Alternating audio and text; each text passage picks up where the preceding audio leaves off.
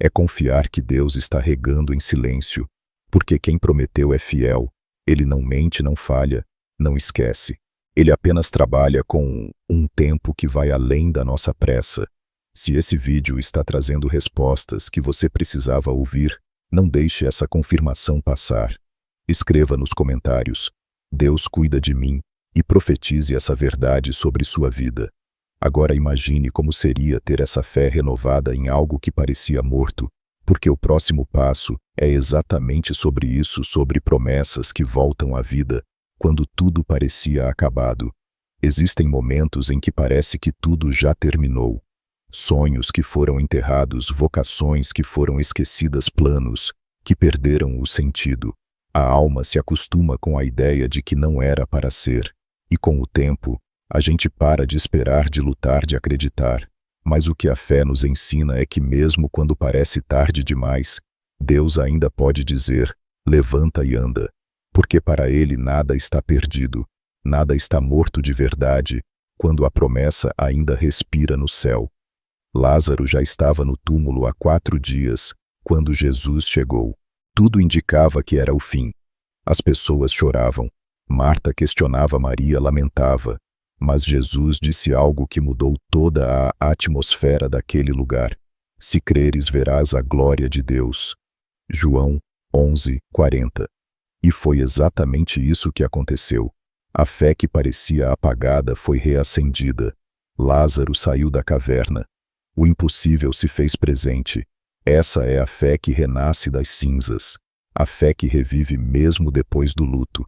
Ela não ignora o tempo passado, mas o redime. Ela não apaga as dores, mas dá novo sentido a elas. É a fé que diz: ainda há esperança. Mesmo que tudo tenha desmoronado, mesmo que todos tenham desistido, Deus ainda tem a última palavra. Quantas vezes abandonamos projetos porque achamos que falhamos? Quantas vezes enterramos sonhos que carregavam um propósito divino? Deus não esqueceu o que colocou em seu coração. Ele apenas espera o momento certo para dizer: remove a pedra. Mas você precisa crer, precisa se levantar por dentro, precisa permitir que a fé volte a respirar. A esperança se renova quando nos aproximamos da presença de Deus com sinceridade, quando voltamos a orar por aquilo que abandonamos, quando nos damos uma nova chance. Isso exige coragem, mas é justamente aí que a fé começa a agir. Ela se fortalece quando você decide acreditar de novo. Lembro de um artista que durante anos usou seus dons para abençoar vidas, mas depois de uma série de frustrações, críticas e portas fechadas, largou tudo. Enterrou seus instrumentos, guardou seus cadernos de composição e disse a si mesmo que aquela fase havia passado. Um dia, durante um culto comum, ouviu uma canção que parecia ter sido escrita para ele. Sentiu as mãos tremerem, o coração acelerar. Voltou para casa, pegou o violão empoeirado e compôs a música que hoje é cantada em igrejas por todo o país. Ele disse: Deus me ressuscitou junto com aquele sonho. A fé que renasce nos leva a lugares que pensávamos nunca mais alcançar. E quando ela desperta, nada permanece igual. Porque onde a fé viva, há promessas ainda ativas, mesmo que parecessem mortas. O que você vai ouvir agora pode ser a resposta exata que Deus quer te dar, mas poucos percebem esse sinal a tempo. Fique até o final e descubra. Estamos chegando em um momento de revelação e direcionamento que pode mudar tudo. Algumas batalhas não se lutam com as mãos, são travadas na mente, no coração, no espírito. São aquelas guerras silenciosas que ninguém vê, mas que consomem as forças por dentro. Inseguranças, tentações, pensamentos obsessivos, opressões espirituais, são gigantes que tentam nos paralisar todos os dias. E é nesse cenário invisível que a fé se torna a arma, não como uma ideia positiva, mas como autoridade espiritual liberada no nome do Senhor. Davi se apresentou diante de Golias, sem escudo, sem espada, sem proteção humana. Ele carregava apenas uma convicção: tu vens contra mim, com espada, lança e dardo, mas eu vou contra ti, em nome do Senhor dos Exércitos. 1 Samuel 17:45. O gigante era real, imponente, ameaçador. Mas Davi não viu apenas a aparência. Ele discerniu a batalha espiritual por trás da situação. E quando a fé entrou em cena, aquilo que parecia impossível se tornou vitória. Na caminhada espiritual, essa fé é essencial para vencermos as guerras internas e externas. Não lutamos apenas contra situações naturais. Muitas vezes enfrentamos influências invisíveis, pressões mentais e ciladas cuidadosamente armadas pelo inimigo. O apóstolo Paulo já nos alertava: a nossa luta não é contra carne ou sangue, mas contra principados e potestades. E é por isso que a fé precisa ser nossa defesa e também nosso ataque. Na prática, essa fé se manifesta quando você ora mesmo sem vontade, quando jejua mesmo sem forças, quando declara a palavra mesmo sem ver resultados. A fé que vence batalhas espirituais é insistente, firme e posicionada. Ela não é movida por sentimentos, mas por decisão. Comece identificando onde estão os seus gigantes. Talvez não tenham o nome de Golias, mas agem como ele. Talvez seja uma tentação constante, um vício escondido, uma culpa que insiste em te acusar, uma voz interior que diz que você não é digno. Esses são inimigos espirituais e só podem ser vencidos com armas espirituais. Lembro de uma jovem que durante anos viveu presa a vícios emocionais e dependências que ninguém via. No exterior parecia bem. Por dentro, afundava em compulsões e sentimentos destrutivos. Um dia decidiu declarar guerra. Iniciou uma rotina de oração às madrugadas, jejum semanal e leitura contínua da palavra. Cada dia era uma batalha, mas com o tempo as cadeias começaram a quebrar. O que era prisão virou testemunho. Hoje ela ajuda outras jovens a vencerem suas próprias guerras espirituais e afirma: foi a fé que me deu autoridade para lutar e vencer. Vitória espiritual não é ausência de guerra, é domínio no meio dela. É saber quem você é em Deus e usar essa identidade como escudo. A fé que vence é aquela que se posiciona no invisível e transforma o que se vê. Agora que você entende o poder da fé na batalha espiritual, prepare-se para algo ainda mais profundo, o chamado à intercessão. Porque há guerras que não são suas, mas Deus está te convocando para lutar por outros. Existem batalhas que não são travadas no campo físico, nem com armas humanas, são vencidas de joelhos dobrados, no secreto, no clamor silencioso, que sobe aos céus, com lágrimas que o mundo nunca verá. A intercessão é uma expressão profunda de fé. É escolher lutar pelas causas de outros, como se fossem suas. É ocupar um lugar espiritual entre a dor e o milagre, entre o problema e a resposta, entre o caos e a promessa. Em Ezequiel 22:30, Deus expressa algo que revela o coração dele. Procurei entre eles um homem que erguesse o muro e se colocasse na brecha perante mim, a favor desta terra. Ele não procurava multidões, ele procurava um intercessor, um sentinela, alguém com fé suficiente para se colocar no meio da guerra e levantar clamor em favor dos que estavam fracos demais para orar. Fé também é isso. É crer, não apenas por si mesmo, mas por alguém que não consegue mais crer. É tomar para si a responsabilidade espiritual de lutar pela transformação de uma vida, de um lar, de uma cidade inteira. O intercessor se torna um canal, e quando alguém se posiciona assim, o céu se move. No dia a dia, essa intercessão pode ser simples, mas precisa ser constante. Escolher uma pessoa por quem orar todos os dias. Separar um tempo específico para clamar por uma causa. Não desistir só porque ainda não houve resposta. Ser intercessor é muitas vezes lutar em silêncio por milagres que só Deus verá. Essa postura não apenas impacta quem está sendo alvo da oração, ela transforma também quem ora. O intercessor se torna mais sensível à voz de Deus, mais moldado pela compaixão, mais envolvido com os propósitos eternos. Lembro de uma mãe que orou por 20 anos pela conversão da filha.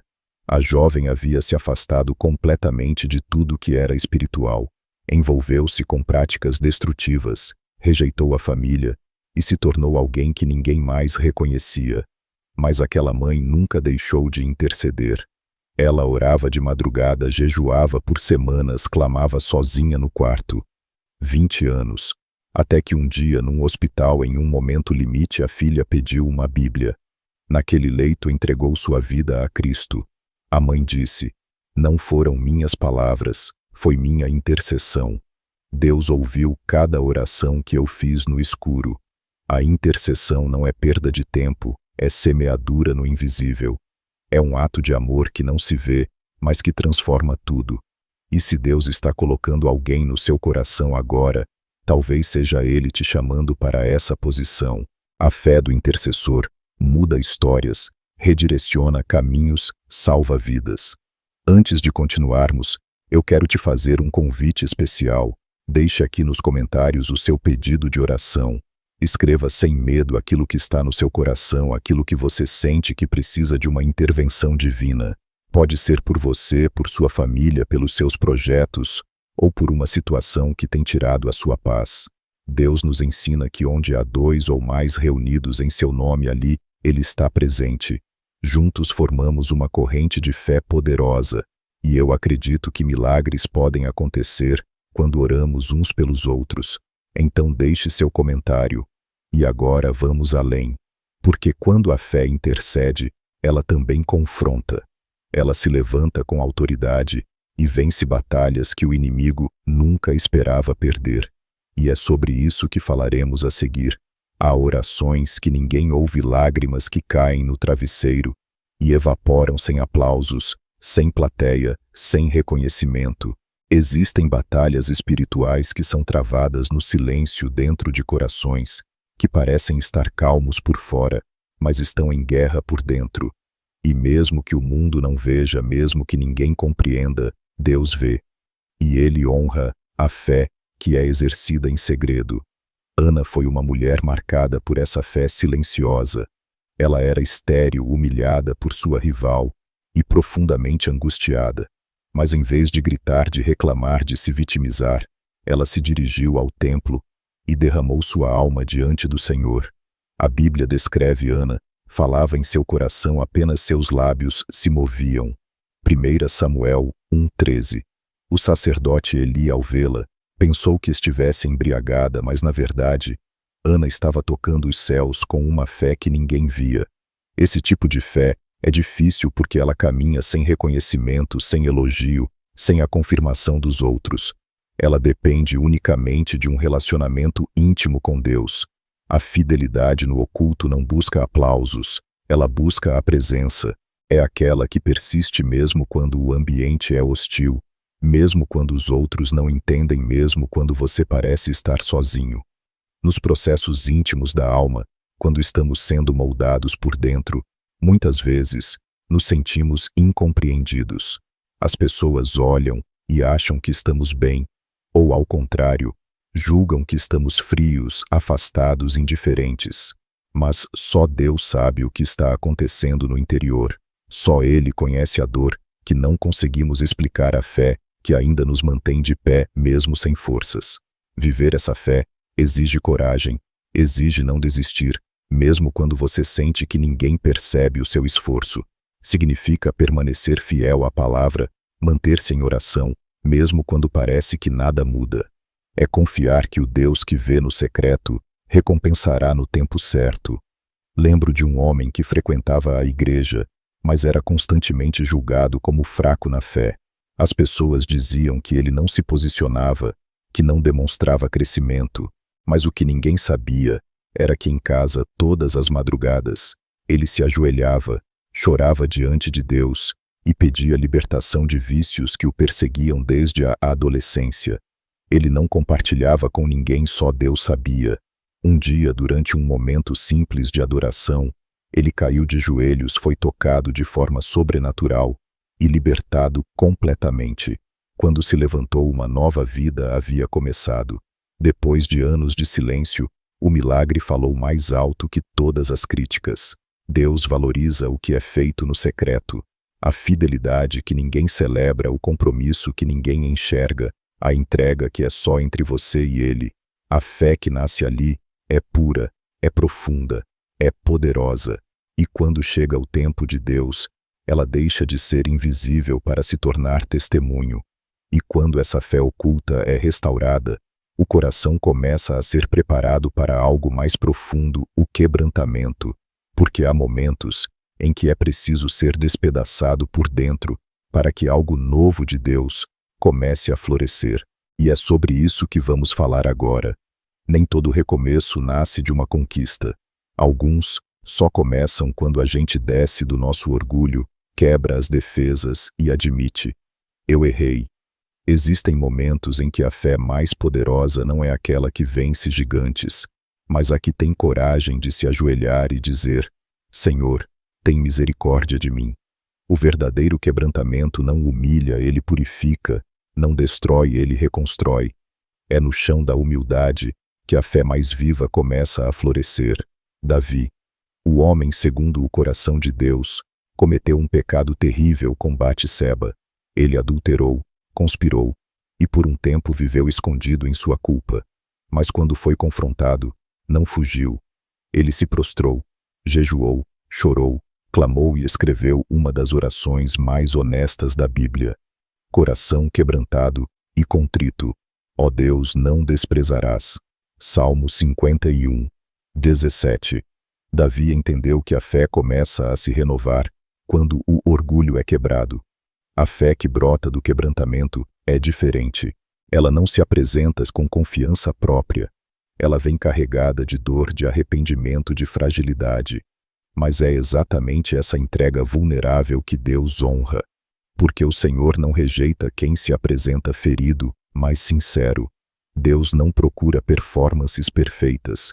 Ele busca corações verdadeiros. Na prática, viver esse quebrantamento começa com o reconhecimento. Admitir que você precisa de ajuda, que está errado, que machucou, que falhou. Depois vem a confissão, abrir a alma diante de Deus, sem reservas. E por fim, a restauração, permitir que o Espírito Santo limpe, cure, restaure e recomece. Muitos não experimentam o poder transformador da fé, porque têm medo de se quebrar, de parecerem fracos, de mostrarem suas rachaduras. Mas é justamente nas rachaduras que a luz entra. O quebrantamento é o processo onde Deus desfaz o que é falso, para revelar o que é puro. Conheci uma mulher que por muitos anos manteve distância emocional do próprio filho. Por orgulho, nunca pedia desculpas, sempre justificava suas reações. Até que durante uma pregação sobre perdão e humildade sentiu um peso tão forte no coração que mal conseguiu ficar em pé. Ao chegar em casa, entrou no quarto do filho, chorou, e pela primeira vez pediu perdão. Ele também chorou. Algo invisível se rompeu ali. Ela disse: meu filho voltou para mim, e Deus voltou a falar comigo com mais clareza. Tudo porque ela teve coragem de se quebrar. Deus não se afasta do nosso choro. Ele se aproxima. Ele não nos acusa. Ele nos convida. Convida a abrir mão da aparência, a rasgar o coração e deixar que ele entre onde ninguém mais entrou. Você foi alcançado porque foi escolhido. Essa mensagem tem um propósito na sua vida, e Deus sabe exatamente o que está fazendo. Se você sentiu isso no fundo da alma, digite nos comentários: Deus me escolheu. E viva essa verdade todos os dias, porque agora vamos mergulhar em algo ainda mais profundo, o deserto da fé. Aquele lugar onde tudo parece parado, mas onde Deus está formando algo eterno. E talvez seja lá que Ele quer te levar agora. Existem estações em que Deus não parece estar fazendo nada. O céu parece fechado, as orações ecoam no vazio, e a alma começa a se perguntar: será que Ele ainda está me ouvindo? É nesse lugar que muitos desistem, mas também é exatamente aí que a verdadeira fé é forjada. Não no milagre, mas na espera, não na resposta rápida, mas no silêncio que nos forma. O deserto não é um castigo, é um processo, um lugar onde tudo é retirado, para que só a promessa permaneça. O povo de Israel caminhou 40 anos pelo deserto sustentado apenas por uma palavra. Nada ali apontava para a abundância, nada ali fazia sentido humano. Mas Deuteronômio 8:2 diz: lembra-te de como o Senhor te guiou por todo o caminho no deserto para te humilhar e te provar. Deus estava tratando, ensinando, amadurecendo. O deserto não foi um erro, foi um caminho. E quem sobrevive a ele com fé, chega à terra prometida com raízes profundas. Fé no deserto é diferente. Ela não grita, ela não exige, ela apenas caminha. Mesmo sem ver a terra, mesmo sem sentir a chuva, ela coloca um pé diante do outro e diz: se Deus prometeu, Ele vai cumprir. A fé verdadeira se revela quando não há sinais, apenas lembranças da promessa, e isso é o suficiente. Na vida prática, isso significa confiar mesmo quando as emoções oscilam, manter uma rotina de oração mesmo sem arrepio, continuar servindo mesmo sem visibilidade, permanecer fiel, mesmo sem resultado. É no deserto que descobrimos se estamos buscando a promessa ou o prometedor. Certa vez conheci um missionário que, movido por uma palavra, mudou-se com sua família para uma região esquecida no interior do país. Durante anos enfrentou escassez, indiferença, rejeição. Ele pregava para bancos vazios, jejuava por semanas, enfrentava noites sem energia elétrica. Muitos o chamaram de louco, mas ele dizia: eu tenho uma promessa. Após 10 anos, uma série de eventos inesperados despertou um movimento espiritual naquela região. Em poucos meses, começaram a chegar famílias, pastores, líderes. Hoje, ali existe uma base missionária que treina centenas de obreiros. E tudo começou com fé no deserto. Esse tipo de fé não se abala com o tempo porque ela não vive de provas, mas de convicção. Ela aprendeu que Deus trabalha no silêncio, que o céu não precisa dar sinais quando já deu uma palavra, e que quem passa pelo deserto com fé carrega autoridade para liderar outros rumo à promessa. Talvez você esteja esperando uma resposta há muito tempo, e esse vídeo foi escolhido por Deus para te falar algo profundo, porque o que vem agora vai te ensinar que aquilo que você carrega não é só promessa, é legado, e que há uma fé que atravessa gerações. É sobre isso que falaremos a seguir. Existem sementes que são plantadas no coração de uma criança muito antes que ela entenda o que é fé. Elas são regadas em silêncio com orações feitas às escondidas, conselhos ditos com amor, testemunhos vividos dia após dia. A fé que permanece não nasce de palavras bonitas, mas de exemplos reais. É a fé que atravessa gerações, que não morre com o tempo, porque foi construída como herança espiritual. Quando Paulo escreve a Timóteo, ele faz questão de lembrar a origem daquela fé que o tornaria um grande líder. Ele diz: recordo-me da tua fé não fingida que primeiro habitou em tua avó Lóide e em tua mãe Eunice. 2 Timóteo 1:5. Isso revela algo poderoso. A fé pode ser passada adiante. Ela não é algo individual e isolado. É um legado, um fogo que pode ser aceso e mantido vivo em filhos e netos. A fé geracional começa em casa, é construída na forma como os filhos veem os pais enfrentarem a vida, adorarem a Deus, lidarem com as dificuldades. Não se trata de perfeição, mas de autenticidade. Crianças e adolescentes não precisam ver pais religiosos, mas pais verdadeiros que buscam a Deus, que pedem perdão quando erram, que oram antes das decisões. Fé se transmite mais pelo que se vive do que pelo que se fala. Na prática, isso significa criar um ambiente onde Deus está presente, orar em voz alta, ler a Bíblia em família, compartilhar experiências de fé com os mais novos e, acima de tudo, interceder. Existem filhos que ainda não se renderam a Jesus, mas estão sendo carregados nas orações constantes de seus pais e avós. O céu se move quando uma geração se coloca de joelhos pela próxima.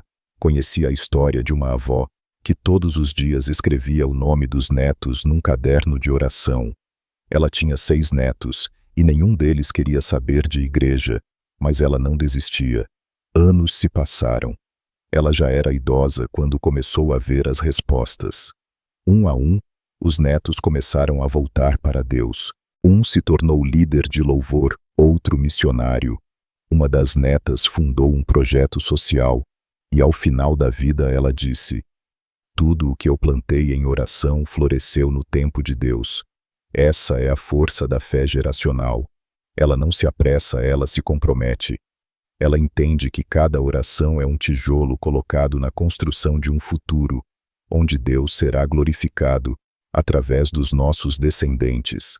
A fé que você vive hoje pode ser a salvação de alguém na sua família amanhã. Se essa mensagem chegou até você, não foi por acaso. Deus quer falar ao seu coração. E se você ainda não se inscreveu no canal, faça isso agora e ative as notificações para não perder nenhuma palavra de fé. E agora vamos falar sobre o tipo de fé que confronta toda a lógica.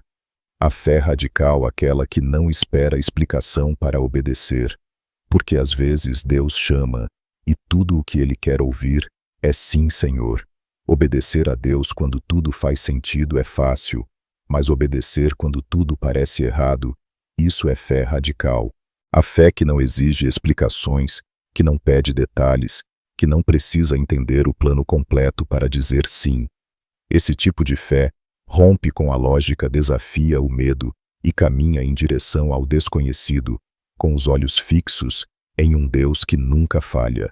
Abraão viveu um dos maiores testes de fé da história.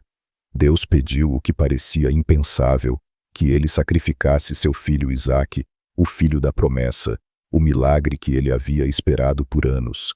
E sem hesitar, Abraão obedeceu.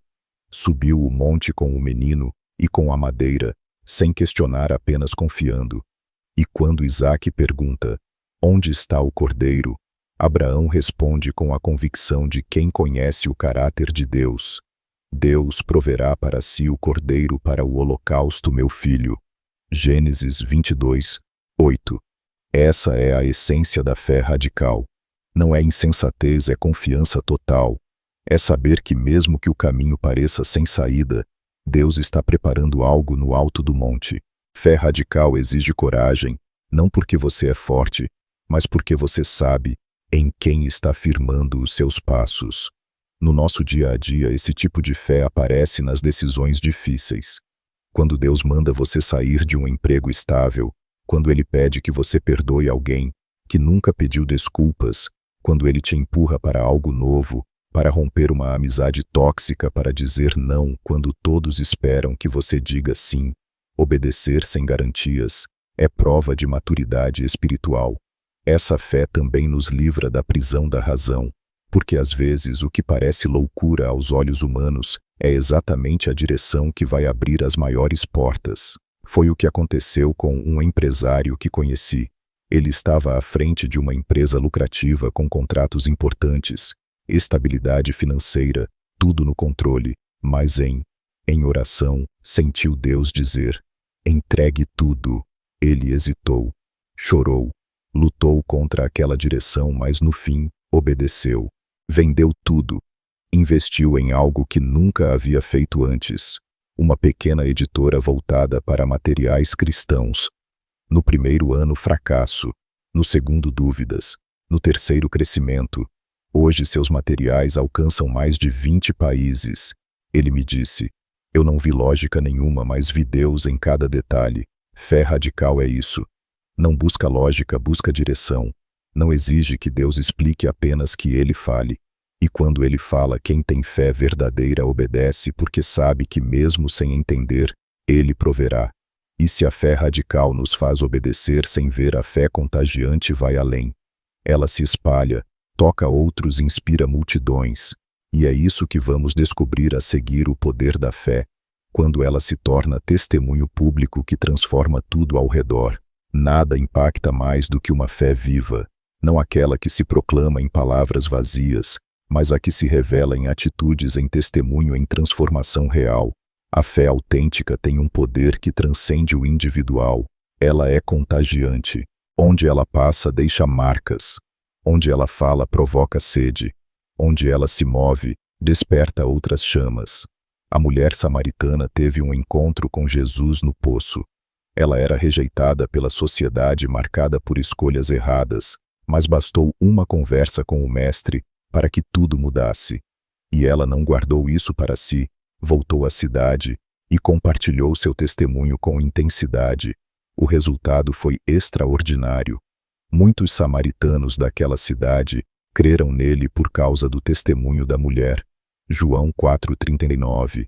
A fé dela não foi só pessoal, foi comunitária. Uma vida transformada se tornou porta de entrada para o avivamento. Essa é a força da fé contagiante. Ela começa dentro de nós, mas logo se espalha.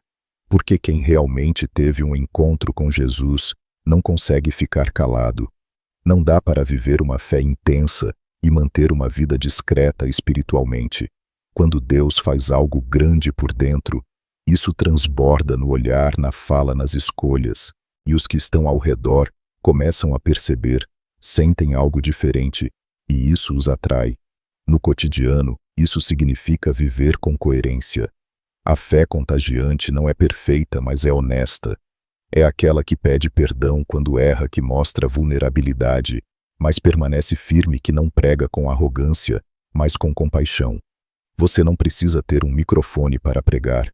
Sua vida já está falando. Sua postura no trabalho, sua forma de reagir à pressão, o modo como trata sua família, tudo comunica, tudo reflete ou apaga o que Deus está fazendo em você.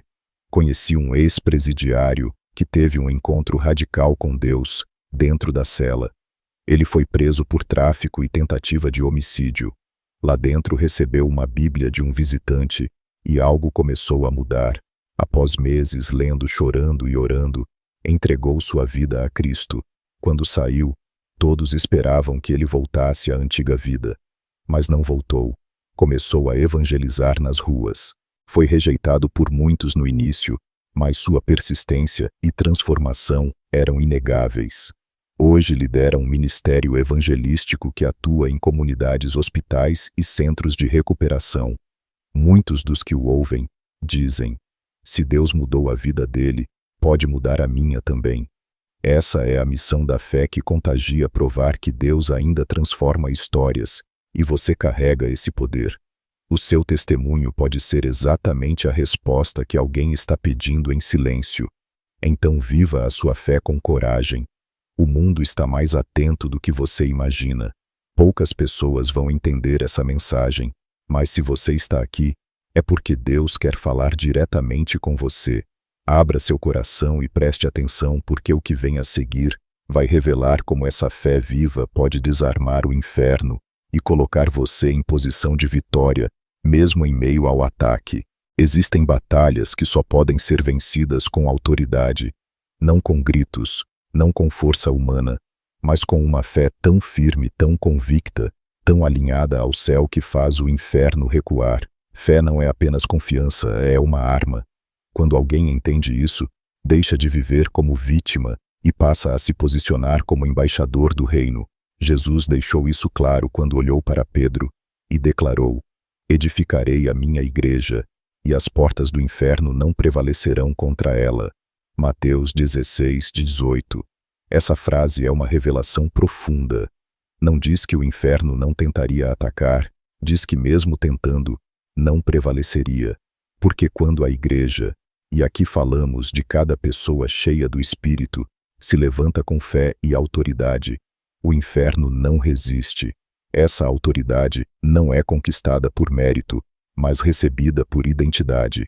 Ela nasce quando entendemos quem somos em Cristo e o que carregamos dentro de nós. A fé que desarma o inferno é a que sabe em nome de quem está lutando. Não é uma fé que negocia com o medo, que se curva à opressão, que se esconde da pressão espiritual. É uma fé que se posiciona, que declara a palavra, que se recusa a ceder território. E isso é fundamental, porque todos nós em algum momento enfrentamos guerras invisíveis, ataques que se manifestam como confusão mental, opressão emocional, ambientes carregados, vícios que não se explicam. Na prática, isso significa viver com discernimento e firmeza. Quando algo tenta te paralisar espiritualmente, reaja com oração. Quando a pressão emocional aumentar sem razão, jejue. Quando perceber que sua casa está sendo afetada por contendas inexplicáveis, declare a palavra em voz alta. Essa fé ativa a autoridade E a autoridade do crente não está nos gritos, mas na firmeza de quem conhece o poder que carrega. Certa vez um pastor recebeu uma palavra específica durante um culto que deveria orar por alguém que, mesmo sem estar presente, estava sendo oprimido por forças espirituais. Ele orou com intensidade, liberando libertação e quebrando cadeias em nome de Jesus. Dias depois, um jovem apareceu em sua igreja. Ele havia vivido anos envolvido com práticas ocultas, feitiçaria, manipulação espiritual, mas naquela noite sozinho em casa sentiu algo quebrando dentro dele. Foi como se uma luz tivesse invadido o lugar. Começou a chorar e, sem entender por que, foi até aquela igreja. Ao conversar com o pastor, os dois perceberam que era exatamente por ele que a oração havia sido feita. A fé do pastor, mesmo sem conhecer o jovem, desarmou o inferno sobre aquela vida. Esse é o poder de uma fé alinhada ao céu. Ela não apenas resiste, ela vence. E quando você entende isso, para de fugir dos ataques e começa a enfrentá-los. Porque quem tem fé viva e autoridade espiritual sabe que as portas do inferno não prevalecem. E agora se prepare, porque no próximo momento vamos para um terreno ainda mais íntimo, o mistério da fé. Aquele lugar onde Deus trabalha em silêncio, mas está operando profundamente dentro de nós. Nem toda fé se manifesta com palavras. Há momentos em que o verdadeiro sinal de maturidade espiritual é o silêncio. Não o silêncio do medo, mas o da confiança. Não aquele que foge do confronto, mas o que descansa em Deus. Existe um tipo de fé que não precisa se justificar, se defender ou provar algo para ninguém. É a fé que escolhe confiar enquanto tudo grita para reagir. Jesus, diante de Pilatos, estava prestes a ser condenado, injustamente acusado por mentiras, pressionado por líderes religiosos, traído, abandonado. E o que ele fez? Ficou em silêncio. O texto profético de Isaías já havia anunciado. Como cordeiro mudo, perante o que o tosquia assim, ele não abriu a boca. Isaías 53, 7. Ali naquele silêncio havia mais poder do que em 1000 palavras, porque fé também é saber calar, quando o céu está trabalhando no invisível. O mistério da fé está justamente nisso: confiar, quando nada parece fazer sentido. Permanecer posicionado, quando tudo dentro de você clama por uma reação. Entregar a batalha a Deus, mesmo quando você sabe que poderia lutar com suas próprias mãos. É nesse lugar de entrega que os maiores milagres começam a se formar. Aplicar isso na prática é um desafio. É manter a postura quando te julgam injustamente. É continuar servindo quando você não é reconhecido. É não responder às provocações, não alimentar discussões, não se desesperar por aprovação. Esse silêncio espiritual é um ambiente onde Deus age com liberdade. Ele honra o coração que escolhe confiar em vez de revidar. Conheci uma missionária que foi acusada de desviar recursos da própria missão onde servia. Uma calúnia armada por ciúmes e intrigas internas. Ela tinha como se defender, tinha provas, testemunhas. Mas após orar sentiu que Deus dizia: fique em silêncio, eu vou te justificar. Foi doloroso. Viu seu nome manchado, pessoas se afastarem, mas ela permaneceu. Continuou orando, jejuando, servindo. 6 meses depois, a verdade veio à tona. O autor da mentira confessou. Ela foi restaurada diante de todos, e sua postura gerou um impacto tão forte que muitos decidiram voltar para Deus apenas por verem sua firmeza. Ela me disse: foi o silêncio mais difícil da minha vida, mas também o mais poderoso. Quando você escolhe confiar no silêncio de Deus, está dizendo: Senhor, não preciso entender, só preciso crer. E esse tipo de fé move o céu. Ela transforma o invisível e prepara terreno para algo maior do que você poderia imaginar. Se esse vídeo está trazendo respostas que você precisava ouvir, não deixe essa confirmação passar. Escreva nos comentários: eu confio no agir de Deus, e profetize essa verdade sobre sua vida, porque agora estamos chegando a um momento muito especial. O próximo passo vai te conduzir diretamente para uma atmosfera de oração. E talvez essa oração seja a resposta que sua alma está esperando há muito tempo. Fique comigo. Existem perdas que nos tiram o chão. Quando a dor chega de repente sem explicação, sem preparação, um diagnóstico, um acidente, uma despedida precoce, o coração parece parar e a mente entra em um silêncio pesado. Nesses momentos, a fé é testada em seu nível mais profundo, não como escudo contra o sofrimento, mas como âncora para não naufragar na dor. Jó perdeu tudo, filhos, bens, saúde. De um dia para o outro sua vida virou ruínas, mas em meio ao luto, ele fez algo que poucos conseguem. Adorou. Disse com convicção e reverência: o Senhor o deu, o Senhor o tomou. Bendito seja o nome do Senhor. Jó 1:21. Isso não foi resignação passiva, foi fé em sua forma mais pura. Jó não entendia o motivo, mas conhecia o caráter de Deus. Isso foi o suficiente para ele continuar crendo. Fé, em meio à perda, não ignora a dor. Ela caminha com ela, chora sim, lamenta sim, mas se recusa a transformar o luto em revolta contra Deus. Porque mesmo quando tudo se vai, ele permanece. Ele é o mesmo. Ele ainda está no controle, ainda é bom, ainda é Pai. Na prática, viver essa fé significa escolher confiar mesmo quando seu mundo desmorona. É declarar com lágrimas nos olhos que Deus é fiel, mesmo quando a vida parece injusta. É continuar orando, mesmo que as palavras saiam como sussurros. É lembrar que o amor de Deus não está medido pelas circunstâncias, mas pela cruz.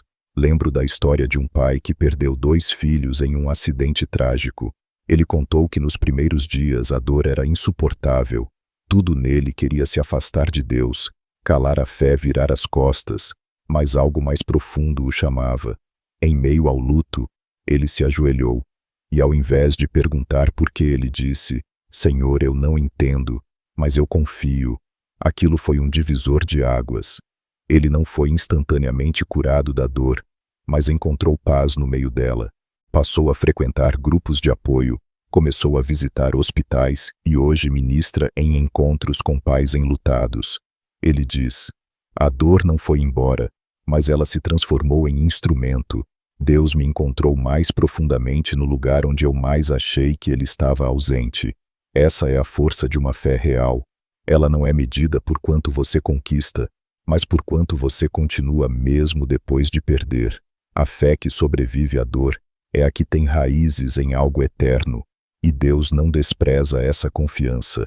Ele se revela no meio do luto, ele se mostra presente no meio do caos, ele renova forças quando as lágrimas secam, e tudo o que resta é continuar.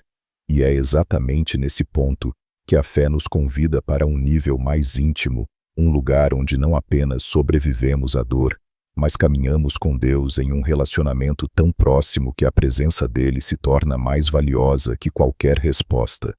E é sobre isso que vamos falar agora. A fé não foi criada apenas para mover montanhas. Ela também existe para moldar corações.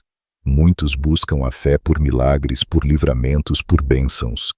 E sim, Deus faz tudo isso, mas há algo ainda mais profundo e valioso. A fé que constrói um relacionamento contínuo com Deus, não por interesse, mas por amor, não por urgência, mas por comunhão. A fé que gera intimidade, transforma a nossa caminhada com Deus em um diálogo diário. Enoque foi um homem que viveu antes da lei, antes dos profetas, antes da cruz. Ele não tinha Bíblia, não tinha doutrina, não tinha a igreja. Mas a Bíblia diz: andou Enoque com Deus, e já não era porque Deus o tomou para si. Gênesis 5:24. Isso significa que sua vida era uma caminhada de proximidade com o Criador. Ele não buscava Deus por algo. Ele simplesmente andava com Deus. E um dia foi tão íntimo, tão unido ao Senhor, que Deus o levou para si. Essa é a essência da fé verdadeira. Ela não se limita a momentos encios. Ela constrói uma trajetória. É possível viver com Deus como quem caminha com um amigo. Ouvir sua voz nas decisões simples, sentir sua presença no silêncio do quarto, perceber sua direção nas pausas do dia. Intimidade com Deus não é uma experiência mística reservada a poucos, é um convite estendido a todos os que escolhem cultivar essa fé diária. Para viver isso na prática, é necessário buscar não com pressa, mas com sede, silenciar o barulho da alma, desligar os ruídos do mundo e abrir espaço para Deus falar. É nas rotinas simples de oração, nos momentos em que lemos a palavra, não como obrigação, mas porque como alimento que a intimidade começa a se formar. E com o tempo você percebe Deus sempre esteve por perto. Foi você quem aprendeu a ouvir melhor. Conheci um intercessor que vivia de uma forma simples de viver, quase invisível. Não vivia, pregava, não liderava mal. Era conhecido. Era fora de sua cidade. Mas sua vida de oração era tão profunda, tão comprometida, que muitas pessoas relatavam que haviam terem sido tocadas por Deus, após terem recebido uma oração, orar mesmo à distância. Ele tinha uma lista com nomes, causas, e que todos horários. Orava vações madrugada adentro e noite a noite. Um dia alguém lhe perguntou: "Você não se sente sozinho aí, tão isolado?" E ele respondeu: "Como posso me sentir-se sozinho se Deus fala comigo todos os dias?" Aquela resposta ficou gravada no meu espírito porque revela o que é viver em constante proximidade com o Pai. Seja a fé que gera, seja a intimidade nos consola, seja a fé nos consola, nos transforma de dentro para fora. Nos ensina-nos a nos ensinar, ensina a confiar sem confiança, confiando sem entender, a amar e a amar a Deus, não apenas por amor, mas por quem Ele é. E essa intimidade é tão forte que Deus muda tudo. Muda o jeito de falar, de sentir, de decidir. Porque quanto mais perto de Deus para Ele, nos parecidos com Ele nos tornamos. E é nessa profundidade que Ele começa a transformar nossas cicatrizes em missão e missão. Porque quem conhece o coração do Pai, que entende que até as dores vividas têm um propósito, e é justamente isso que vamos fazer, descobrir a seguir. Algumas marcas da vida não desaparecem. Elas ficam, mas que ficam. Deus nunca desperdiça uma cicatriz. O que aos olhos humanos faz sentido, parece falha irreparável. Para humanos, Deus é matéria-prima de restauração. Ele transforma quedas em pontes, erros em degraus, dores em ministérios. A fé que entende isso é a fé que permite que o passado seja redaimido, não apagado, mas usado, com propósito. Pedro. O Padre havia andando com Pedro, visto Pedro milagres, ouvido Pedro verdades, mas que havia mudado sua vida Pedro. Mas no momento mais que crucial que ele falhou, negou ao Padre Mestre 3 vezes, com medo, com vergonha, com coragem, covardia. Seu coração estava esmagado. Ele chorou amargamente, e mesmo assim, Jesus o procurou. Em João 21:17, depois da ressurreição, Jesus olha para Pedro e diz: "Apacenta as minhas ovelhas." Ele não ignorou a queda, mas também não a usou para condená-lo. Jesus restaurou Pedro e o colocou em posição de liderança. Aquela ferida foi curada e transformada em missão. É exatamente isso que a fé faz. Ela não apaga a memória da dor, mas muda o significado dela. As cicatrizes que antes envergonhavam agora se tornam testemunhos. Deus não chama os perfeitos. Ele chama os quebrados que se permitem ser reconstruídos e os usa para alcançar outros que estão no mesmo ponto de dor que eles já estiveram. Na prática, isso começa com aceitação, não negação da dor, mas entrega dela nas mãos de Deus. Em seguida vem o processo de restauração, onde o Espírito Santo nos limpa, cura, fortalece. E quando estamos prontos, Ele nos envia, não como quem nunca caiu, mas como quem provou da graça. Conheci uma mulher que viveu anos na prostituição. Sua infância foi marcada por abusos, e ela cresceu acreditando que seu valor estava na aparência e no corpo. Mas um dia, após ser convidada por uma amiga para um culto, ouviu uma palavra sobre identidade em Deus. Aquilo a desmontou.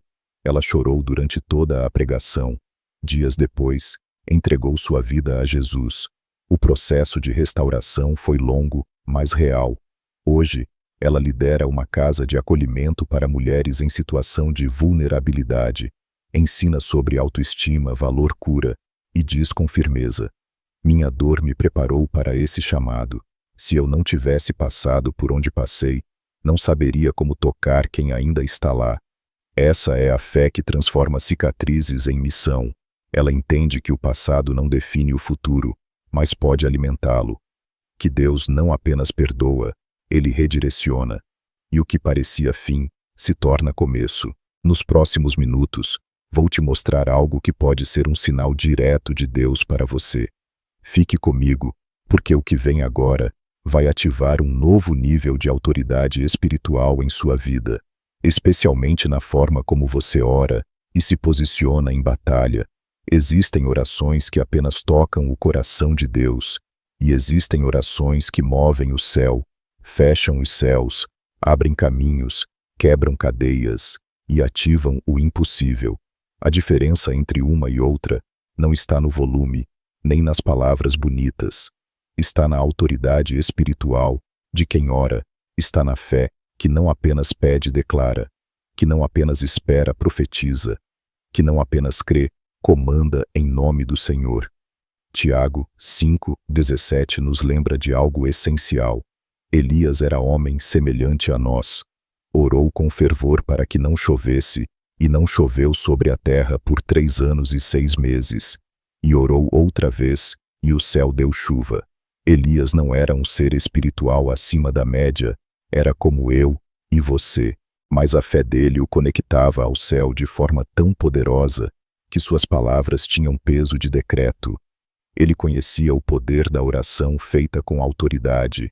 A fé que se manifesta na oração não é superstição nem desabafo vazio, é uma linguagem de guerra. Quando você entende quem é em Deus, começa a orar com convicção, não como quem implora, mas como quem já recebeu permissão do céu para liberar milagres na terra. A oração com autoridade nasce da intimidade. Quem caminha com Deus ouve o que Ele está falando e libera essa palavra com precisão. Para viver isso, é necessário criar um ambiente de oração no secreto. O poder público da oração nasce da disciplina silenciosa. É no seu quarto, no seu carro, na madrugada, que a autoridade começa a ser construída. Depois essa unção se manifesta diante das necessidades. Oração com autoridade também exige alinhamento com a palavra. O que você declara precisa estar firmado no que Deus já disse. Fé sem base bíblica vira presunção, mas fé baseada na palavra se transforma em espada afiada. Um exemplo inspirador vem de um grupo de mulheres que decidiu interceder por um hospital local que estava enfrentando uma crise de lotação e mortes inexplicáveis. Elas não tinham acesso direto ao local, mas se reuniam toda semana para orar, jejuar e declarar vida sobre aquele ambiente. Clamavam pelos profissionais, pelos pacientes, pelos quartos, sem alarde, sem mídia, apenas fé. Após alguns meses, começaram a surgir relatos de mudanças repentinas. A taxa de mortalidade caiu. Pacientes considerados terminais começaram a se recuperar, e um médico ateu até então confessou que havia algo diferente no ar e pediu para que orassem por ele também. A atmosfera espiritual havia sido transformada pela oração com autoridade. A fé que move o céu com palavras é aquela que sabe que Deus já liberou autoridade àqueles que creem. Quando você ora com consciência da sua posição espiritual, o invisível começa a responder às trevas. Recuam as portas, se abrem os céus, se inclinam. E é justamente nessa postura de fé ativa, viva e declarada que preparamos nosso espírito para algo ainda mais delicado, o tempo da espera. Porque há momentos em que oramos com fervor, e Deus responde com silêncio, mas até o silêncio dele carrega propósito. E é sobre isso que vamos falar agora. Esperar por algo que parece nunca chegar pode ser uma das maiores provas de fé que alguém pode enfrentar. O tempo, quando prolongado, começa a testar a alma, a mente se enche de dúvidas, o coração se cansa, e a esperança vai ficando frágil. Mas há uma fé que não apenas espera, ela espera com expectativa. Uma fé que não se entrega à frustração, mas permanece viva, acreditando que mesmo após anos de silêncio, o céu ainda está prestes a se mover. No tanque de Betesda, havia um homem que esperava há 38 anos por um milagre, paralítico incapaz de se mover sozinho. Ele dependia do movimento das águas e da ajuda de alguém que o colocasse ali, mas ninguém vinha. Até que um dia Jesus aparece. E a primeira pergunta que ele faz não é sobre o tempo, nem sobre a dor. É direta, simples e profunda. Quer ser curado. João 5, 6. Porque às vezes o tempo faz a gente parar de desejar, mas a fé que permanece mesmo cansada continua acessível. E é nessa brecha de abertura que o milagre entra. Essa fé que espera com expectativa precisa ser alimentada não de forma emocional, mas espiritual. Ela exige 3 atitudes: manter o coração sensível, mesmo quando tudo parece seco, continuar buscando mesmo quando Deus parece distante, e cultivar o desejo mesmo quando a mente diz que é tarde demais. Porque o mover de Deus pode acontecer em qualquer instante. E o que nos posiciona para isso não é a intensidade do clamor, mas a constância da disposição. Na prática, isso significa estar presente e participar da vida espiritual da comunidade, ler a palavra como quem está abrindo espaço para uma revelação, orar, não por rotina, mas como quem ainda espera uma resposta. E, acima de tudo, não deixar que o tempo endureça o coração. Conheci um pastor que orava há 15 anos por um avivamento em sua cidade, pequena esquecida religiosa na superfície, mas espiritualmente adormecida. Ele realizava cultos semanais com poucas pessoas, jejuava, clamava, mas os anos passavam e nada mudava. Muitos diziam que ele estava perdendo tempo, mas ele continuava. Até que em uma reunião comum de oração, algo aconteceu. Pessoas começaram a chorar sem motivo aparente. Jovens foram tomados por uma convicção profunda de pecado. Milagres começaram a se manifestar. Nas semanas seguintes, igrejas se uniram. A cidade inteira foi impactada. Ele me disse: Deus não atrasou. Eu é que precisava aprender a esperar com o coração certo. Fé que espera sem frustração é aquela que entende que o tempo não anula a promessa, que o silêncio de Deus não é rejeição, mas preparação, que a espera não é castigo, mas construção. E quando o céu decide se mover, ele o faz com perfeição. Agora imagine como seria se essa fé madura e persistente confrontasse o medo mais profundo do ser humano, o medo da perda, da dor e da ausência. É justamente nesse ponto que vamos tocar a seguir, onde a fé se transforma em consolo e firmeza mesmo diante da morte. O medo tem o poder de paralisar. Ele sufoca, cega e faz parecer que Deus está longe mesmo quando ele está perto. O medo nos prende em pensamentos ansiosos, em preocupações imaginárias, em cenários de perda e dor que ainda nem aconteceram. Mas a fé verdadeira confronta esse medo de frente, não com força humana, mas com uma certeza que nasce do amor de Deus. Porque onde o amor de Deus é revelado, o medo perde a autoridade. Os discípulos estavam no meio do mar, sacudidos pelo vento e pelas ondas. Jesus vindo ao encontro deles andando sobre as águas, e mesmo assim, eles gritaram de medo. Mas então ele disse: Tende bom ânimo, sou eu, não temais. Mateus 14, 27. Essa frase não era apenas um consolo, era uma revelação. Jesus estava dizendo: Vocês não precisam temer quando me reconhecem.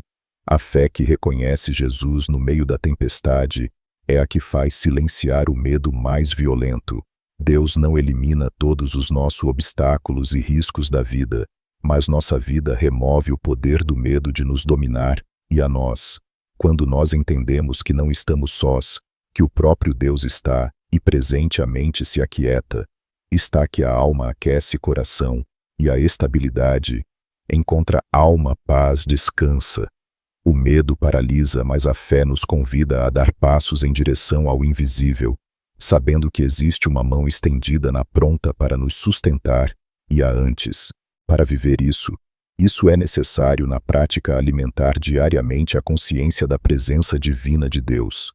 Através da oração, da adoração da palavra, o amor de Deus vai tomando espaço em nós. E quando mais cheios desse cheio, menos espaço o espaço medo encontra para se esconder-se. Como diz 1 João 4,18, no amor não há medo, antes o perfeito amor lança fora o medo. Conheci uma jovem que lutava com a síndrome do pânico, crises constantes de medo, sensação de morte, medo de sair de casa, de falar, de viver. Ela já tinha buscado ajuda médica, mas ainda assim dentro dela, a ansiedade a se dominava. Um dia, em uma noite de adoração com pouca pá e nenhuma expedição, algo diferente aconteceu. Durante um momento simples de louvor, ela se ajoelhou-se, chorreu profundamente, ou seja, que sentiu algo inexplicável, como se um peso saísse dos ombros ou dos pés. Naquela noite foi completamente libertada. Ela me disse, não foi uma emoção, foi uma presença. Quando o amor de Deus se me aproximou, alcançou, percebi que o medo desapareceu, e desde então, desse dia, nunca mais teve uma crise. Esse é o poder da fé que se ancora, anseja-se no amor ancho de Deus, Deus. Se Deus anseja, se anseja, Ele consola, transforma. Se anseja, se nos consola, consola-nos transformando o interior. Ela nos dá coragem para continuar, clareza para decidir e firmeza para enfrentar um fim de antes, o que antes nos se assustava-se antes. No final deste fim, se sentirá a presença de Deus como nunca antes, porque o que vem agora vai preparar o seu coração para ser voz ativa na vida de outras pessoas. Vamos falar sobre a fé que intercede, que se coloca na brecha e que carrega outras vidas diante do trono. E talvez esse seja o seu próximo chamado. Existem orações que tocam o céu de maneira tão profunda que não podem ser ignoradas, não por serem longas ou eloquentes, mas porque são perseverantes. Elas não desistem, elas voltam dia após dia, mesmo quando o céu parece fechado, mesmo quando tudo diz não. São clamores insistentes, nascidos de uma fé que se recusa a aceitar a derrota como fim. E foi justamente esse tipo de fé que Jesus destacou ao contar a parábola da viúva insistente. Na história, uma mulher pressionava um juiz injusto pedindo justiça. Ela não tinha influência, nem recursos, nem apoio, mas tinha algo que nenhum sistema conseguia bloquear: persistência. Jesus termina a parábola com uma pergunta poderosa: acaso Deus não fará justiça aos seus escolhidos, que clamam a Ele dia e noite? Lucas 18:7. O contraste é claro. Se até um juiz que não teme a Deus cede à insistência, quanto mais o Pai que nos ama e nos ouve com compaixão. Essa fé que insiste não é impaciência, é confiança profunda. Ela não está tentando convencer Deus a fazer algo contra a sua vontade, mas mostrando que ainda crê na promessa. A persistência revela que o coração ainda está voltado para o céu, ainda espera, ainda acredita. O clamor constante revela dependência, humildade e submissão. No dia a dia, é fácil desistir. O tempo desacelera o entusiasmo. O silêncio de Deus parece sinal de rejeição. E o inimigo sussurra que você está sendo ignorado. Mas a fé perseverante cala essas vozes. Ela se levanta mesmo em lágrimas, dobra os joelhos mesmo em cansaço e diz: eu ainda creio. Esse tipo de fé não é barulhenta por fora, mas é violenta por dentro, porque ela rompe resistências espirituais, atravessa muros invisíveis e se torna irresistível diante do trono de Deus. Uma história que me marcou foi a de uma comunidade carente que, sem recursos, enfrentava abandono total, falta de água, alimento, assistência. Um grupo de cristãos se reuniu para clamar. Não buscaram ajuda de políticos, não recorreram a influências, apenas clamaram dia e noite, jejuaram, intercederam. Em menos de uma semana, uma ONG internacional, que nunca havia ouvido falar daquele lugar, chegou com caminhões de suprimentos, equipes médicas e estrutura de apoio. Quando perguntados por que escolheram aquele lugar, disseram: foi uma decisão aleatória, Algo nos moveu a vir aqui. Aquilo não foi acaso. Foi resposta a um clamor insistente. Céus fechados foram abertos porque alguém se recusou a parar de orar. A fé que toca o coração de Deus é a que não solta a mão dele mesmo quando tudo parece contrário. É a fé que ora uma vez, e se nada acontecer, ora de novo. Não por desespero, mas por confiança. Nada nessa vida acontece sem um propósito. Você sente que essa palavra chegou na hora certa. Então receba essa confirmação com fé. Comente aqui embaixo: eu creio, Senhor, e declare que está pronto para essa nova fase. E a seguir prepare-se para uma transição espiritual profunda, porque agora vamos caminhar juntos para um momento de oração que pode transformar tudo. Fique comigo até o fim. O que acabamos de refletir nos mostra que Deus está sempre presente, mesmo nos dias de silêncio, mesmo nas esperas mais longas, mesmo quando tudo parece fora de controle. Ele ouve os clamores que fazemos de madrugada, vê as batalhas que ninguém mais vê e entende os pensamentos que nem conseguimos explicar. Agora é o momento de responder a tudo isso com um gesto simples, mas poderoso. Entrega.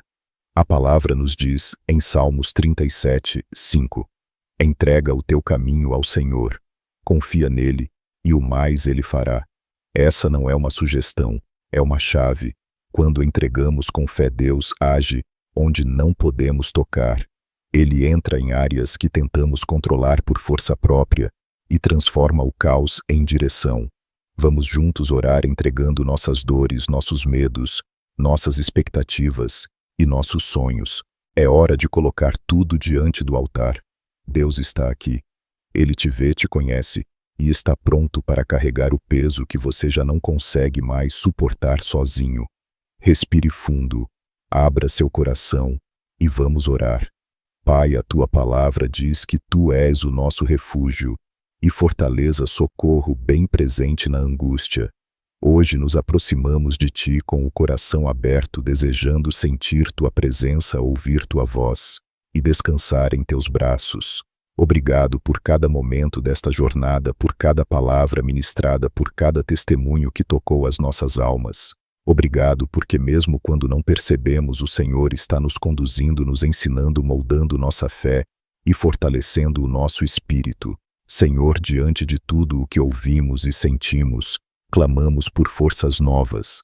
Dá-nos sabedoria para aplicar o que aprendemos, coragem para viver pela fé e ousadia para andar sobre as águas, mesmo quando o medo tenta nos paralisar. Ensina-nos a caminhar em obediência, mesmo quando não vemos sinais, e a permanecer firmes mesmo quando tudo parece contrário. Que a nossa fé seja mais do que emoção, que ela seja convicção raiz, verdade viva dentro de nós. Pedimos por cada vida que ora conosco neste momento, por aqueles que estão enfrentando batalhas internas, dúvidas, inseguranças. Que o Senhor traga clareza e paz. Pelos enfermos, que a cura venha sobre seus corpos. Pelos que estão com a alma ferida, que sejam abraçados por tua presença restauradora. Por famílias desfeitas, que o Senhor seja o elo que reconcilia. Por provisão na área financeira, por portas abertas onde só há muros, por estratégias divinas em meio à crise. Senhor, neste instante recebemos o teu silêncio como cuidado e não como ausência. Sabemos que mesmo quando não ouvimos tua voz, o Senhor está trabalhando. Agora, em reverência e humildade, queremos apresentar nossos pedidos. Cada coração que está conectado conosco tem uma dor, um clamor, uma necessidade. Por isso tiramos alguns segundos e em silêncio entregamos tudo a ti. Recebe, Senhor, cada pensamento não dito, cada lágrima não explicada, cada sonho que ainda parece distante. Entregamos nossos caminhos, nossos medos, nossas expectativas. Que a tua vontade prevaleça sobre a nossa, que os nossos planos sejam apenas reflexos dos teus, e que possamos confiar de verdade, sem reservas, no teu agir soberano. Que a tua paz, que excede todo o entendimento, invada cada mente e cada coração neste momento. Que um novo tempo comece a se formar no interior de cada vida que ora conosco. Um tempo de fé sólida, de confiança inabalável, de recomeços cheios de propósito. Declaramos que o impossível está sendo movido agora. O Senhor está agindo e nada poderá impedir o teu plano. Em nome de Jesus, declaramos vitória, declaramos descanso, declaramos renovação. Recebe, Pai, essa oração sincera como perfume agradável diante do teu trono, e que a fé de cada um aqui nunca mais seja a mesma. Amém. Depois de tudo o que vivemos neste vídeo, fica uma certeza no coração: a fé é mais do que uma crença. Ela é uma força que nos levanta, nos transforma e nos aproxima do coração de Deus.